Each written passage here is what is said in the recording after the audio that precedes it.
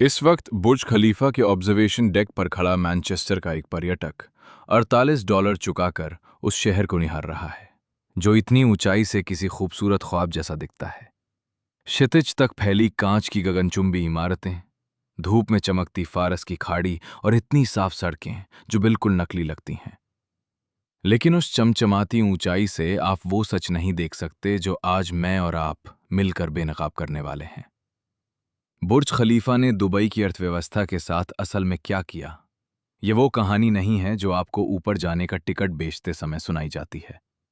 1.5 अरब dollar की लागत से बनी इस इमारत ने दुनिया की सबसे ऊंची इमारत होने का रिकॉर्ड तो बना लिया, लेकिन ये सिर्फ कंक्रीट का ढांचा नहीं, बल्कि उस भ्रम का सबसे बड़ा प्रतीक बन गई जिसे दुबई पूरी दुनिया को बेचना चाहता था। योजना ये थी कि बुर्ज खलीफा वो लंगर बनेगा जो डाउनटाउन दुबई को धरती का सबसे मूल्यवान 1 वर्ग किलोमीटर का इलाका बना देगा।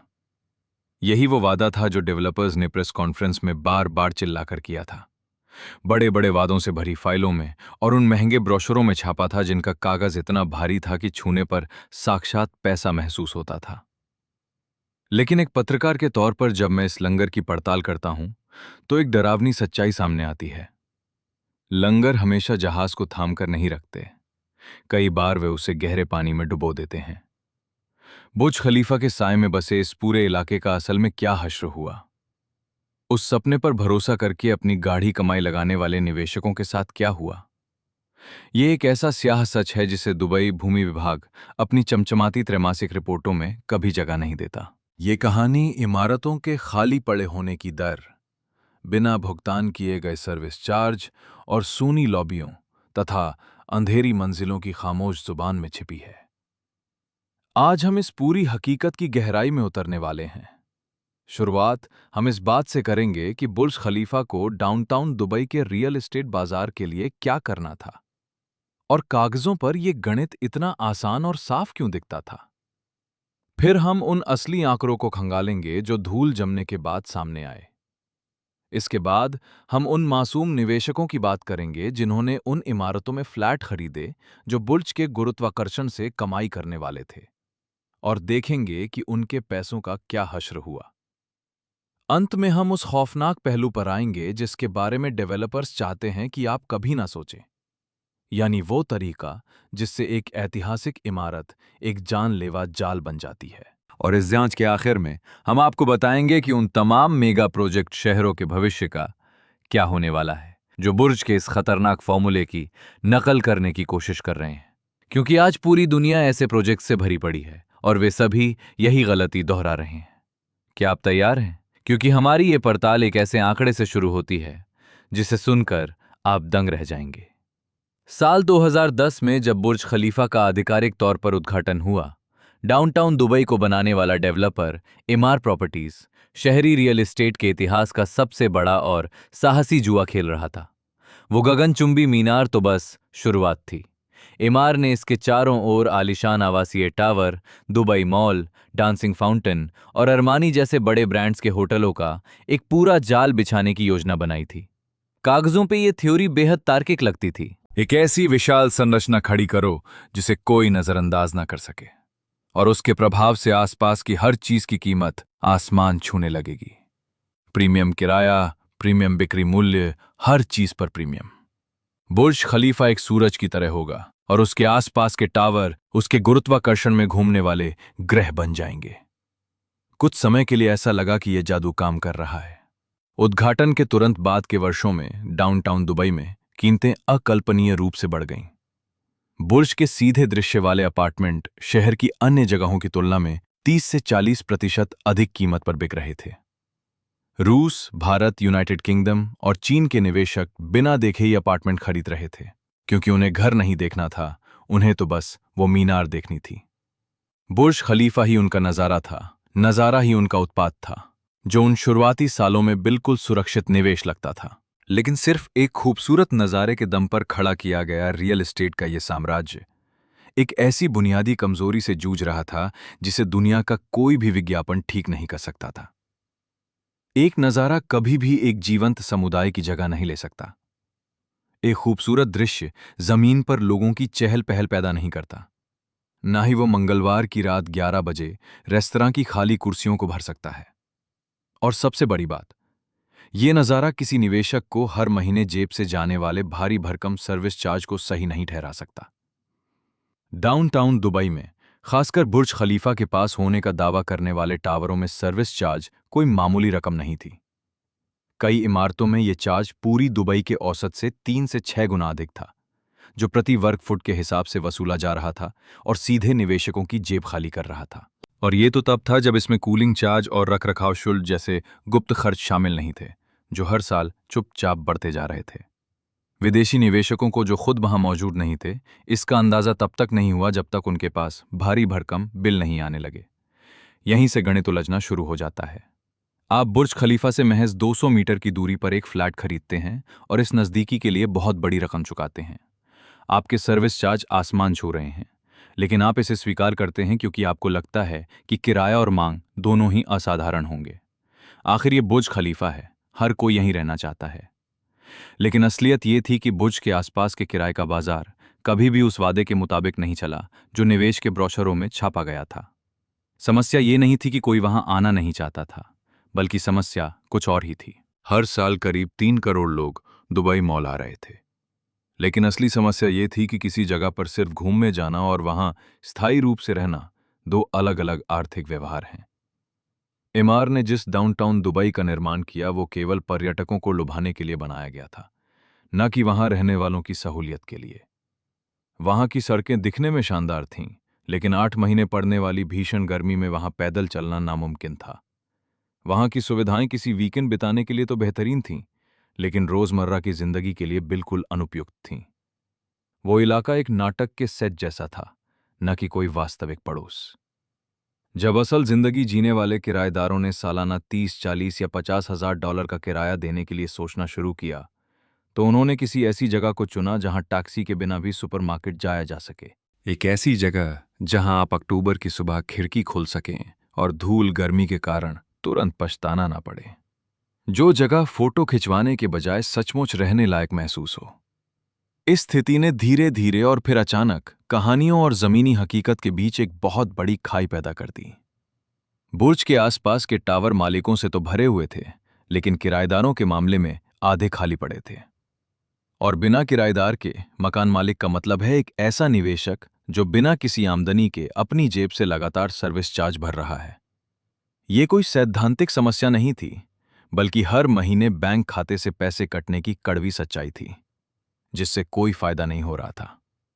ये तो बस पहली दरार थी, क्योंकि जैसे जैसे आप इस जांच में गहरे उतरेंगे, आपको समझ आएगा कि ये 1.5 अरब डॉलर का टावर निवेशकों के लिए कोई सहारा नहीं था, बल्कि ये तो निवेशकों की जेब से पैसे निकालने की एक बेहद कुशल मशीन थी, जिसने बड़ी बेरहमी से काम किया।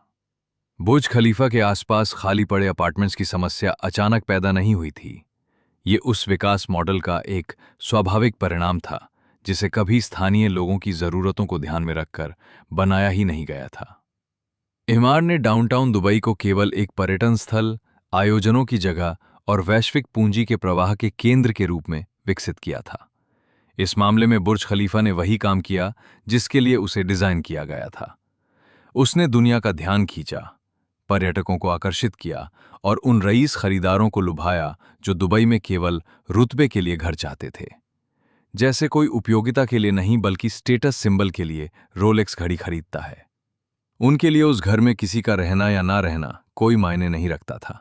वे इस दुनिया की रसूखदार श्रेणी में अपनी जगह खरीद रहे थे, और बुर्ज खलीफा उस श्रेणी का सबसे बड़ा चमकता हुआ प्रतीक था। लेकिन असली समस्या यह है कि कोई भी रियल एस्टेट बाजार केवल दिखावे की खरीद फरोख्त के दम पर लंबे समय तक नहीं टिक सकता। एक समय आता है जब संपत्तियों की कीमतों को वास्तविक किराए के आंकड़ों से साबित करना पड़ता है। वास्तविक किराए को वास्तविक मांग पर निर्भर होना पड़ता है, और वास्तविक मांग उन लोगों से आती है जो वहां रहकर काम करना चाहते हैं, न कि उन लोगों से जो सिर्फ अपनी पार्टियों में रौब जमाना चाहते हैं। बुर्ज के उद्घाटन के बाद के 1 दशक के किराए के आंकड़ों को देखें तो साफ होता है कि बाजार दो विरोधी पक्षों के बीच फंस गया था। एक तरफ वे अमीर खरीदार थे जिन्होंने कीमतें आसमान पर पहुंचा दी, और दूसरी तरफ वे आम निवासी थे जिन्हें यह इलाका बहुत महंगा और असुविधाजनक लगा। इसका नतीजा ये हुआ कि कीमतें कृत्रिम रूप से ऊंची बनी रहीं, जबकि वास्तविक मुनाफा घटकर बेहद कम हो गया। किसी भी समझदार निवेशक के लिए इस गणित को सही साबित करना नामुमकिन हो गया। साल 2018 तक बुर्ज खलीफा के सामने वाले कुछ प्रीमियम टावरों में किराए से मिलने वाला मुनाफा घटकर उस स्तर पर आ गया जिसे दुनिया का कोई भी गंभीर निवेशक कभी स्वीकार नहीं करेगा। जिन अपार्टमेंट्स का सालाना सर्विस चार्ज ही 20 से 25 हजार डॉलर था, वहां मुनाफा घटकर केवल 2 या 2.5% रह गया था। यह गणित पूरी तरह फेल हो चुका था। जिन निवेशकों ने साल 2012, 13 या 14 में 5, 6 या 7% मुनाफे के वादे पर निवेश किया था, वे अब ऐसी संपत्तियों को थामे बैठे थे जो कागजों पर तो महंगी थीं, लेकिन असल जिंदगी में हर महीने उनकी जेब से पैसा बहा रही थी। आज आप और मैं मिलकर उस सच से पर्दा उठाएंगे जो दुबई की चमचमाती इमारतों के पीछे छिपा हुआ है। इनमें से कुछ निवेशकों ने अपने फ्लैट बेचने की कोशिश शुरू की, लेकिन वे उन्हें बेच नहीं पाए। उनके फ्लैटों का व्यू सीधा बुर्ज खलीफा की तरफ नहीं था, वे निचली मंजिलों पर थे, या फिर उनका लेआउट इतना अजीब था जिसे डेवलपर ने सिर्फ मुनाफा कमाने के लिए जबरदस्ती ठूस दिया था। इस वजह से बाजार में इनकी कोई मांग नहीं थी, जबकि उन्हें बताया गया था कि ये हाथों हाथ बिकेंगे। दुबई डाउनटाउन में 6 साल तक काम करने वाले एक पूर्व प्रॉपर्टी ब्रोकर ने हमें बताया कि ऐसे निवेशकों की तादाद हैरान करने वाली थी जिन्होंने कभी अपना खुद का अपार्टमेंट देखा तक नहीं था। उनके 20 साल के करियर में ऐसा कभी नहीं हुआ था। उन्होंने असल में कोई फ्लैट नहीं खरीदा था, बल्कि उन्होंने बुर्ज खलीफा के पास खड़े होने के उस खूबसूरत भ्रम को खरीदा था। और जब इसे किराए पर देने या बेचने का वक्त आया, तो उन्हें पता चला कि उनके पास जो था वो एक लीज होल्ड फ्लैट था, वो भी 14वीं मंजिल पर, जहां से आधा व्यू बंद था और मेंटेनेंस का खर्च हर साल बढ़ता जा रहा था। लंदन और सिंगापुर के बड़े बड़े सम्मेलनों में बुर्ज खलीफा की कहानी का ये हिस्सा कभी नहीं बताया जाता, क्योंकि दुबई को वैश्विक निवेशकों को बेचने वाली वो मार्केटिंग मशीन सिर्फ एक सपने को बेचने में माहिर थी। वो सपना सच था, वो ऊंची इमारत सच थी, वहां के फाउंटेन सच थे और उनकी महत्वाकांक्षा भी बिल्कुल सच थी। लेकिन उस सपने के इर्द गिर्द जो निवेश का जाल बुना गया था, वो छोटे निवेशकों को व्यवस्थित तरीके से बर्बाद करने के लिए ही बना था। वे आम लोग जिन्होंने सिर्फ 1 या 2 फ्लैट खरीदे थे, जो विदेश की मैनेजमेंट कंपनियों के भरोसे बैठे थे और जो खुद गणित लगाने के बजाय सिर्फ चमकदार ब्रोशर में लिखे झूठे वादों पर भरोसा कर रहे थे। केवल एसी का भारी भरकम खर्च ही इन निवेशकों के सारे गणित को बिगाड़ने के लिए काफी था। दुबई का डिस्ट्रिक्ट कूलिंग सिस्टम, जो डाउनटाउन के बड़े हिस्से को ठंडा रखता है, एक निजी कंपनी के हाथ में है। बुर्ज खलीफा के पास की इमारतों में इसके दाम कई सालों से इतनी तेजी से बढ़े हैं कि उन्होंने महंगाई और किराए से होने वाली कमाई दोनों को बहुत पीछे छोड़ दिया। निवेशक एक ऐसी दलदल में फंस गए थे जहां उनका सबसे बड़ा खर्च एक ऐसी बुनियादी सेवा पर हो रहा था जिस पर उनका कोई नियंत्रण नहीं था। ये सेवा एक ऐसी मोनोपोली कंपनी दे रही थी जिसके मनमाने रेट बढ़ाने के खिलाफ किराएदारों के पास कानूनी रूप से आवाज उठाने का कोई रास्ता नहीं था। हैरानी की बात यह है कि जिन डेवलपर्स ने शुरुआत में कूलिंग के खर्चों का बहुत कम अनुमान दिखाकर फ्लैट बेचे थे, वे उन दामों की गारंटी देने के लिए कानूनी रूप से बाध्य नहीं थे। दस्तावेजों के नीचे लिखे बारीक अक्षर, जैसा कि वे हमेशा करते हैं, सारा खेल पर्दे के पीछे से खेल रहे थे। हम यहाँ किसी एक धोखेबाज या एक बदनसीब इमारत की बात नहीं कर रहे हैं, बल्कि ये एक पूरा पैटर्न है जो दुबई डाउनटाउन के पूरे सिस्टम में गहराई से समाया हुआ है। बुर्ज खलीफा ने निवेश के लिए एक ऐसा गुरुत्वाकर्षण क्षेत्र तैयार किया जिसने पूरी दुनिया के पैसों को अपनी तरफ खींच लिया, और इस आकर्षण का फायदा डेवलपर्स, ब्रोकर्स, प्रॉपर्टी मैनेजमेंट कंपनियों और रियल एस्टेट की पूरी सप्लाई चेन ने बहुत ही चालाकी से उठाया। लेकिन इस पूरे खेल में सबसे बड़ा खतरा उन आम और छोटे निवेशकों ने उठाया जो इस चेन के सबसे आखिरी छोर पर खड़े थे। ये वे लोग थे जिन्होंने मुनाफे के झूठे वादों पर आंख बंद करके भरोसा किया, जिन्होंने उन रंगीन ब्रोशरों को सच माना और ये सोच बैठे कि दुनिया की सबसे ऊंची इमारत के पास होना ही उन्हें रियल एस्टेट के बुनियादी नियमों के नुकसान से बचा लेगा। लेकिन ऐसा बिल्कुल नहीं था। और यहीं पर यह पूरी कहानी बहुत ही असहज करने वाली हो जाती है, क्योंकि जिस पैटर्न के बारे में हम बात कर रहे हैं, जहां एक बड़ी इमारत का दिखावा पूरे आर्थिक गणित को दबा देता है, वो कोई हादसा नहीं था।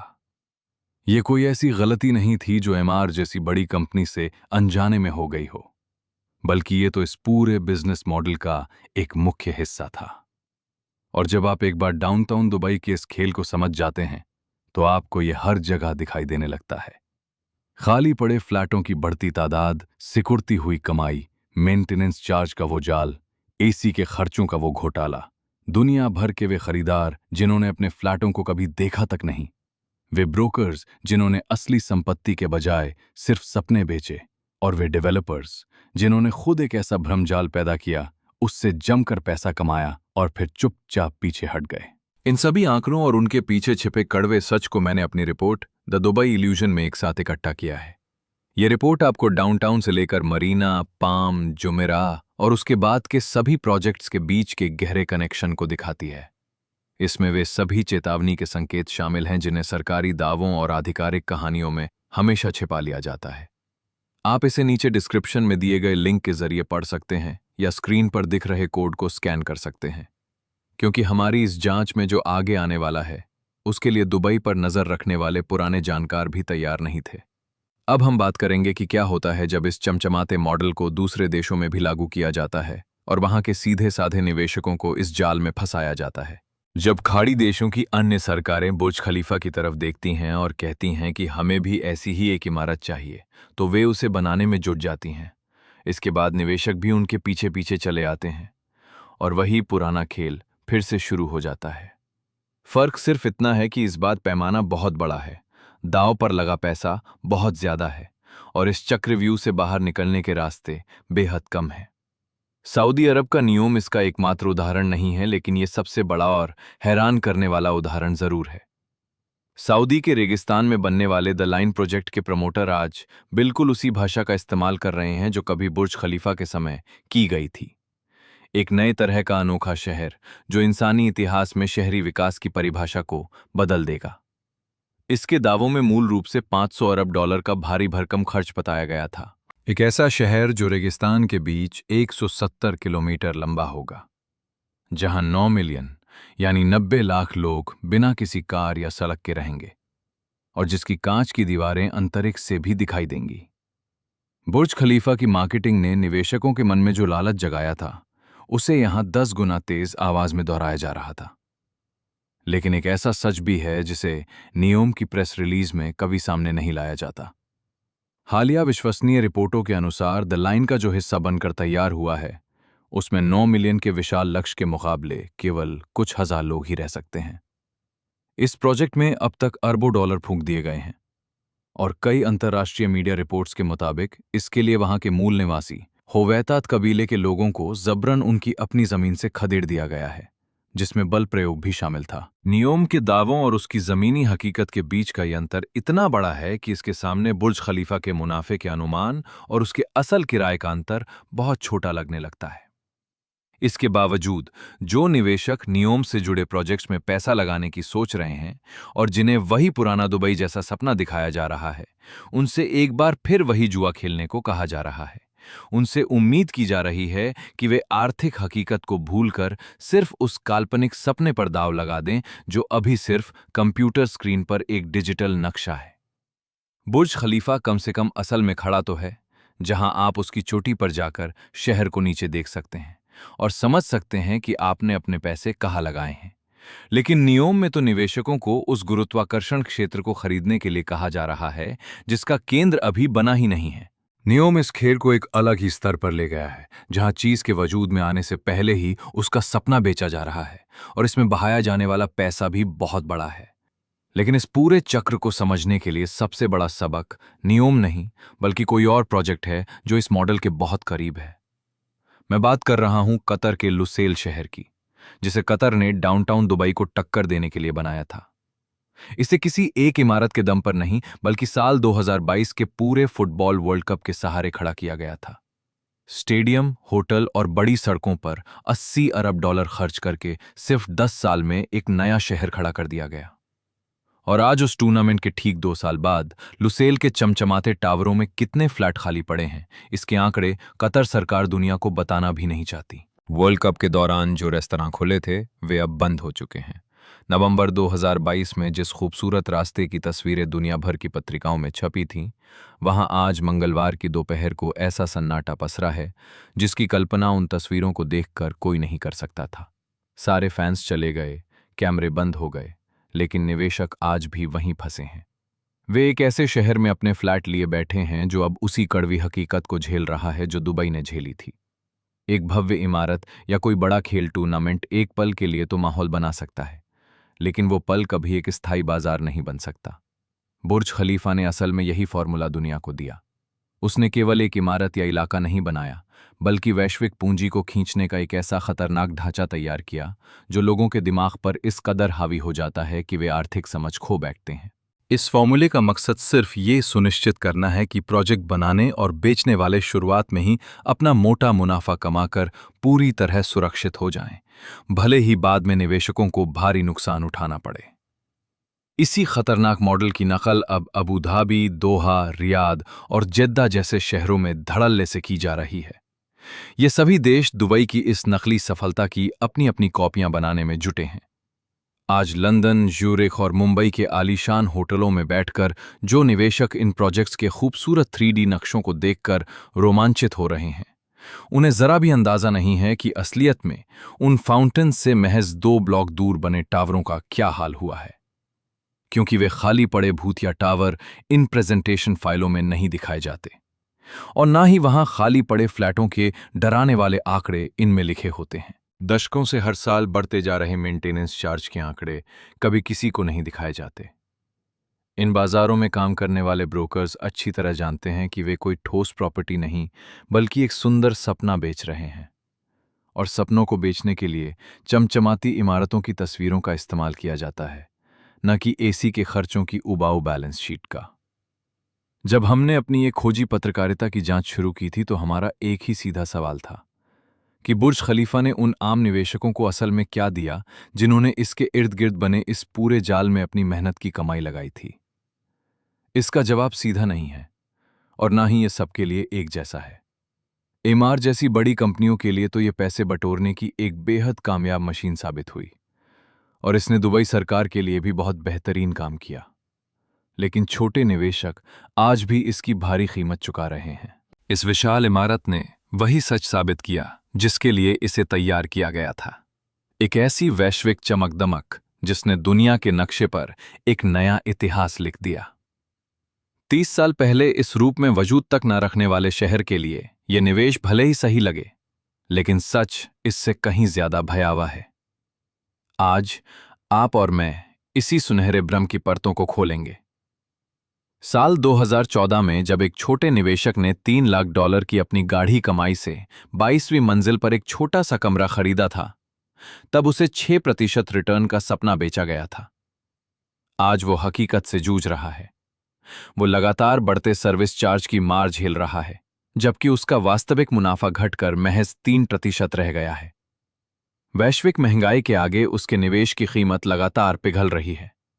वो पूरी तरह तबाह भले ना हुआ हो, पर वो उस सुनहरे फसावे का शिकार जरूर हो चुका है जो उसे कभी बेचा गया था। और आज भी बुर्ज खलीफा शान से खड़ा है, जो दुनिया की सबसे ऊंची इमारत होने का खिताब अपने सीने पर सजाए हुए है। यह आज भी पृथ्वी के सबसे ज्यादा खींचे जाने वाले फोटो के केंद्र में मौजूद है। दिन में 48 बार इस गगनचुंबी इमारत के लिफ्ट पर्यटकों को ऊपर वेधशाला तक ले जाती है, ताकि मैनचेस्टर, टोक्यो या साओ पाउलो से आए लोग जब वहां से नीचे की दुनिया को देखें तो उन्हें महसूस हो कि वे भविष्य के ठीक बीचों बीच खड़े हैं। वहां से देखने पर हमारा भविष्य कितना आकर्षक और बेदाग दिखाई देता है, मानो कोई अधूरी हकीकत बची ही ना हो। लेकिन इस चमक के नीचे छिपा अंधेरा भयावह है। आप जब उस ऊंचाई पर खड़े होते हैं तो आपको वहां से इस गगनचुंबी ढांचे के भीतर छिपे हुए खाली और उजाड़ पड़े हुए फ्लोर दिखाई ही नहीं देते, जो इसके खोखले सच को बयां करते हैं।